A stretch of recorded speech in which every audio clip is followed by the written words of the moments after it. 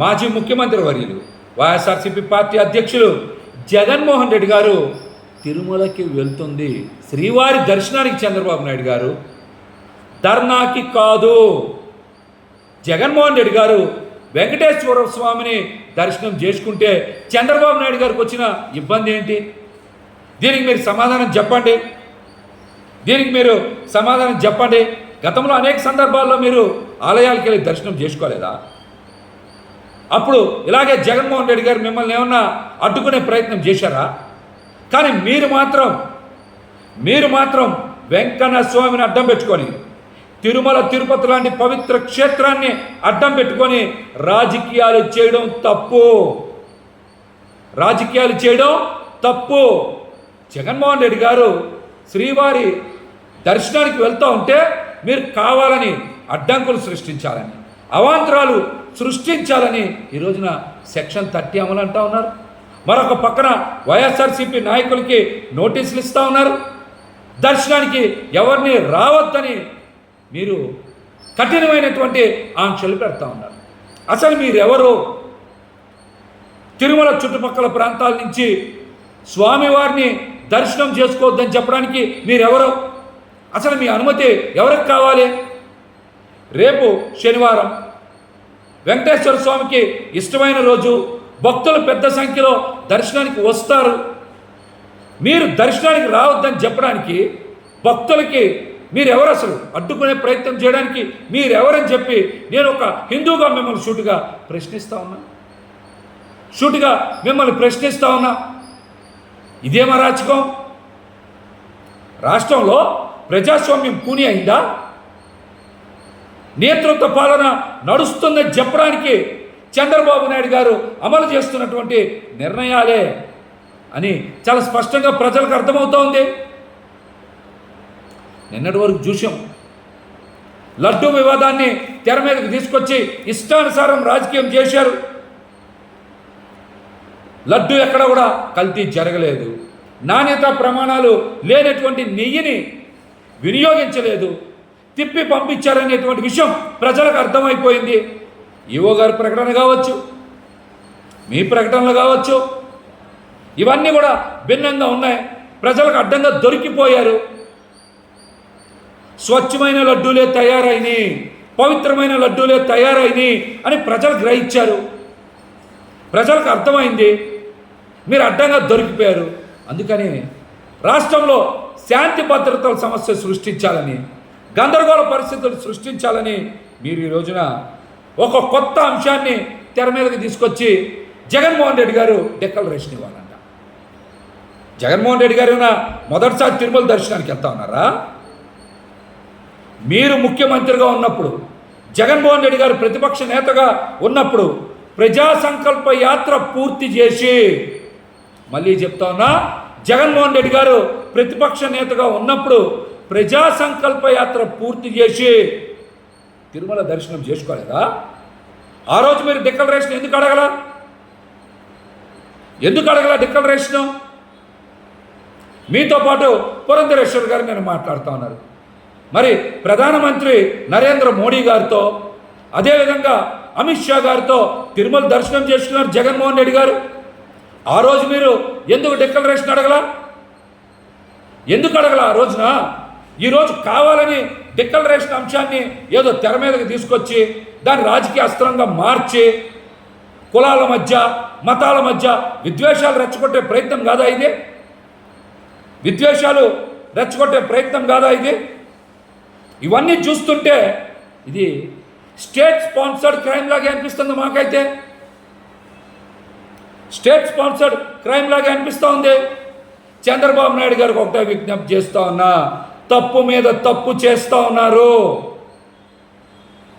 హిందువుల మనోభావాలతో, వెంకన్న స్వామి ఆలయ ప్రతిష్టతో ఆటలాడద్దు. ఇది మంచిది కాదు.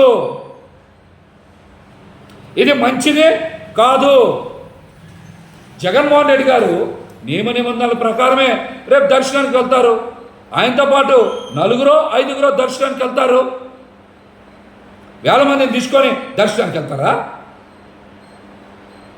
చెప్పండి, వేల మందిని తీసుకొని దర్శనానికి వెళ్తారా? ఈ మాత్రం కూడా జ్ఞానం ప్రభుత్వానికి పోలీసు వారికి లేదా?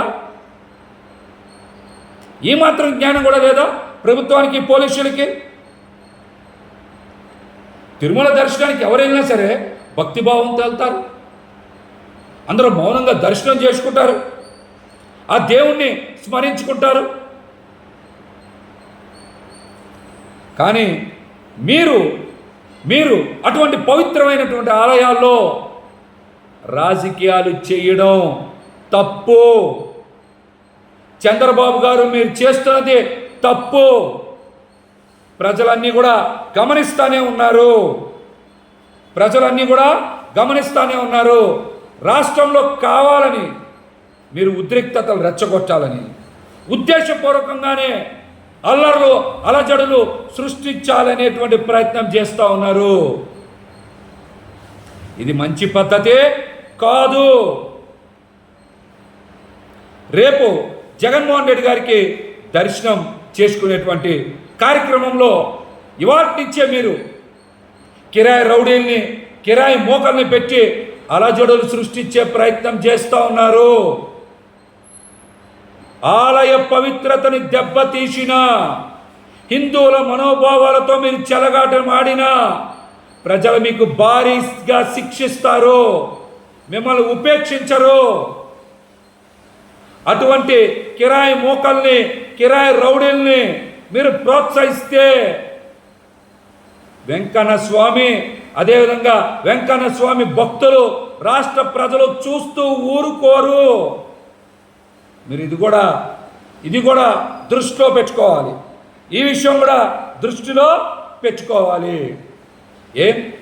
తిరుమల చుట్టుపక్కల ప్రాంతాల్లో ఉండేటువంటి ప్రజలు రేపు దర్శనానికి రాకూడదా? ఆంక్షలు పెట్టడానికి మీరెవరు? అసలు ఆంక్షలు పెట్టడానికి మీరెవరు?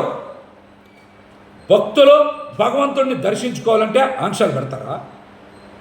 ఎప్పుడైనా ఈ రాష్ట్రంలో అలా జరిగిందా? ఈ కొత్త సాంప్రదాయం ఏంటి? దీనికి చంద్రబాబు నాయుడు గారు, కూటమి నాయకులు తప్పనిసరిగా రాష్ట్ర ప్రజలకు క్షమాపణ చెప్పాలి.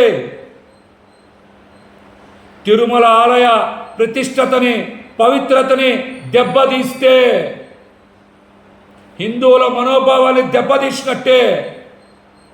ఎంతటి వ్యక్తులైనా సరే మీకు అధికారం ఉండొచ్చు, ఇవాళ మీ ఇష్టానుసారం చేయొచ్చు. కానీ వెంకన్న స్వామి ఆగ్రహానికి మీరు గురి కావద్దు. భక్తుల మనోభావాన్ని దెబ్బతీస్తే వారు ఉపేక్షించరని కూడా ఈ సందర్భంగా మీకైతే నేను హితువు పలుకుతా ఉన్నా. జగన్మోహన్ రెడ్డి గారి వాళ్ళేమి మొదటిసారి కాదు దర్శనానికి వెళ్తుంది, వారి కుటుంబం కూడా ఇదే మొదటిసారి కాదు దర్శనానికి వెళ్తుంది. గతంలో రాజశేఖర రెడ్డి గారు కూడా అనేక సార్లు స్వామివారిని దర్శించుకున్నారు, మరి పట్టు వస్త్రాలు సమర్పించారు. జగన్మోహన్ రెడ్డి గారు కూడా 5 సార్లు ముఖ్యమంత్రి హోదాలో వెంకన్న స్వామికి పట్టు వస్త్రాలు సమర్పించారు. ఈ విషయాన్ని ప్రజలందరూ కూడా గుర్తుపెట్టుకున్నారు. చంద్రబాబు నాయుడు గారు మీరు కావాలని రాజకీయం చేస్తే మిమ్మల్ని ప్రజలు ఉపేక్షించరని కూడా తెలియజేస్తా. జగన్మోహన్ రెడ్డి గారు రేపు శ్రీవారి దర్శనానికి వెళ్తున్న సందర్భంగా మీరు అలజడులు సృష్టిస్తే దానికి పూర్తి బాధ్యత చంద్రబాబు నాయుడు గారి ప్రభుత్వాన్ని కూడా ఈ సందర్భంగా మేమైతే తెలియజేస్తాము.